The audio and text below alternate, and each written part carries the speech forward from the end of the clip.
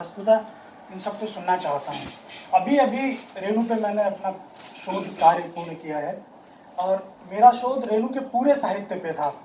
सामान्य तौर पे रेणु के कथा साहित्य पे, कहानियों पे, उपन्यास आदि पे कार्य होते हैं और अगर मैं पूरे साहित्य पे काम नहीं कर रहा होता तो आज मैं यहाँ पे आपके सामने खड़े होने की गुस्ताखी नहीं करता, क्योंकि जब मैंने पूरा साहित्य पढ़ा, मेरा विषय था रेणु के साहित्य में भूमि, जाति एवं राजनीति का अंतर संबंध।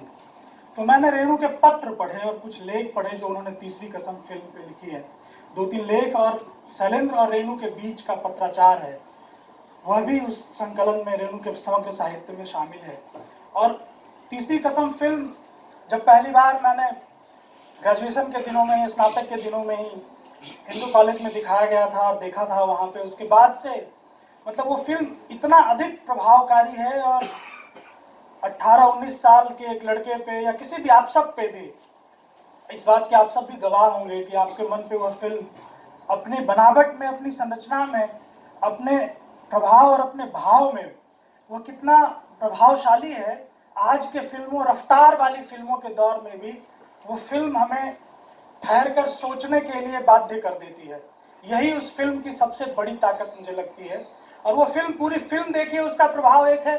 और वो मेरा तो अपना अनुभव है कि मैं उस पूरी फिल्म में से एक एक सीन, एक एक दृश्य, एक एक शॉट, जिसे फिल्म की भाषा में कहा जाता है, वो देखा करता हूँ अभी तक। कि लहसुनमा वाला दृश्य देख लेता हूँ, है ना। वो एक गाना है जिसमें कि रंगरेज वो उड़ी उड़ी बैठे हलवैया दुकनिया, और वो पूरा एक एक दृश्य आप उसकी देख सकते हैं। और मैं देखता हूँ, मैं अपनी बात कह रहा हूँ, और वो एक दृश्य उतना ही प्रभावित करती है मुझे जितना कि कदाचित वो पूरी फिल्म भी करती है। मतलब मुझे ऐसा प्रतीत होता है कि उसका एक एक दृश्य एक एक कहानी है, और जिससे मिल करके फिल्म भी कदाचित इसी प्रकार से बनती भी है कि वो पूरी कहानी भी बनती है अपने प्रभाव में कहीं भी।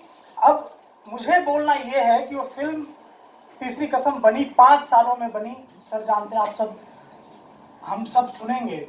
मैं बस एक प्रश्न पूछने के लिए यहाँ पे आपके सामने, विद्वान शैलेंद्र के विशेषज्ञ हैं, आप सबसे एक प्रश्न, अपनी एक आशंका जाहिर करने के लिए यहाँ पे उपस्थित हुआ हूँ। और वो प्रश्न ये है, और सबके मन में वो प्रश्न होता है कि यह तीसरी कसम इतनी शानदार फिल्म, कहा जाता है कि ये कला फिल्मों की शुरुआत होती है तीसरी कसम से। पहली आर्ट फिल्म है, पैरेलल सिनेमा की शुरुआत, हिंदी में पैरेलल सिनेमा की शुरुआत मानी जाती है तीसरी कसम से।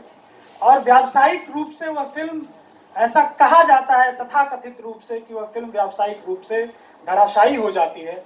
लेकिन मैं यह निवेदित करने के लिए यहाँ पे उपस्थित हुआ हूँ कि जो फिल्म एक राज्य और एक शहर में प्रदर्शित हुई हो, उसकी व्यावसायिक सफलता का सबसे पहले तो आप उससे अपेक्षा कैसे कर सकते हैं अगर वह पूरी हिंदी पट्टी में भी प्रदर्शित ना हो सकी हो। वह फिल्म केवल दिल्ली और उत्तर प्रदेश के कुछ शहरों में प्रदर्शित हुई थी। अब उस फिल्म से आप व्यावसायिक सफलता, जो 22-23 लाख लग गए थे उस फिल्म को बनाने में, 4-5 लाख की शुरुआती अनुमानित बजट से उस फिल्म को शैलेंद्र जी ने शुरू किया था। और तमाम फिल्म इंडस्ट्री जिसमें जिन उनके दोस्त, मित्र, कई लोगों पर तो उन्होंने पहली बार भरोसा किया था उस फिल्म के लिए, कई लोगों को उन्होंने निर्देशक बनाए। बासु भट्टाचार्य उससे पहले किसी फिल्म का स्वतंत्र रूप से निर्देशन नहीं किया था उन्होंने। तो पहला निर्देशित फिल्म है बासु भट्टाचार्य का भी, बासु चटर्जी जो एडी हैं संभवतः उस फिल्म के। वो सब मतलब कई लोगों को शैलेंद्र ने मौका, अवसर दिया था अपनी पहली फिल्म में। वो कोई प्रोड्यूसर बनना चाहते थे, उनकी कोई महत्वाकांक्षा ऐसी थी कि वह, मैं एक फिल्म निर्माता बनूं, पैसे कमाऊं, इस मुंबई में जो मैंने इतने गीत लिखे हैं उनको अपनी शोहरत और पैसा कमाने का और प्रतिष्ठित होने का उस फिल्म को बनाकर ऐसा भाव हो, ये मुझे कहीं भी मिलता नहीं है।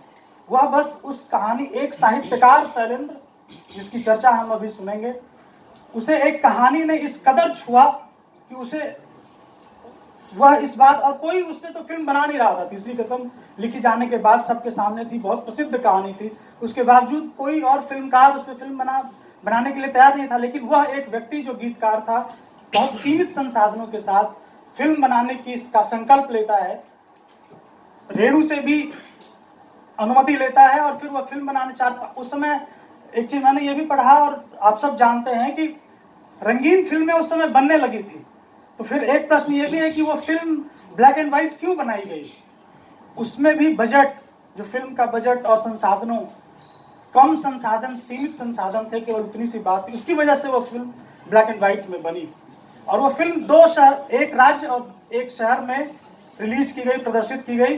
वो फिल्म फ्लॉप हो गया फिल्म इंडस्ट्री की राजनीति की वजह से। कुछ लोग थे या कई लोग रहे होंगे जो नहीं चाहते होंगे कि शैलेंद्र एक सफल निर्माता बन जाए, इसलिए वह फिल्म फ्लॉप हुई। और ये बात रेणु ने अपनी रचनावली में कही है, आपने खंगाला है सर, आपको पता है कि वह फिल्म फ्लॉप हुई नहीं, फ्लॉप करवाई गई। तो मैं इतनी सी ही बात के साथ और राहत इंदौरी की शेर के साथ जो शैलेंद्र पे आरोप लगते हैं कि वह उन्होंने एक सफल फिल्म या व्यावसायिक दृष्टि से सफल फिल्म नहीं बना सके अंत को लेकर, और ये सब जो बकवास बातें हैं, उसके बारे में विशेषज्ञ व्याख्यान आप सुनेंगे। तो राहत इंदौरी के शेर के साथ कि उस महान गीतकार शैलेंद्र, जिसने कि अपनी साहित्यिक प्रज्ञा के तर्पण के स्वरूप तीसरी कसम फिल्म का निर्माण किया, उसके साथ फिल्म इंडस्ट्री ने क्या किया, उसको संबोधित मुझे लगता है सटीक बैठता है ये शेर कि अब कहाँ ढूंढने जाओगे हमारे कातिल, अब कहाँ ढूंढने जाओगे हमारे कातिल, आप तो कत्ल का इल्जाम हम ही पर रख दो। धन्यवाद।